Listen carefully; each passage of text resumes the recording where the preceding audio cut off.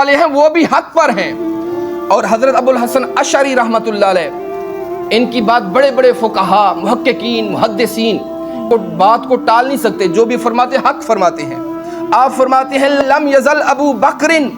بعین الردا منہ، کہ صدیق اکبر رضی اللہ تعالی عنہ کے جو 63 سال زندگی کے گزرے، ایک لمحہ بھی آپ رضائے الہی سے غافل نہیں ہوئے۔ 63 سال جو آپ کی عمر مبارک کے گزرے، ایک لمحہ بھی آپ رضائے الہی سے غافل نہیں ہوئے۔ تو اس پر اختلاف ہو گیا، اور محققین نے، محدثین نے، ہر کسی کی اپنی آراء ہوتی ہے، انہوں نے اختلاف کیا، لیکن اتنے بڑے محدث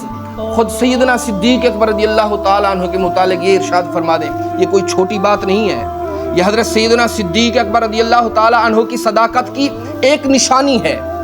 اور امام قسطلانی رحمۃ اللہ علیہ، علامہ امام قسطلانی رحمۃ اللہ علیہ وہ فرماتے ہیں وہ بات بھی جائز ہے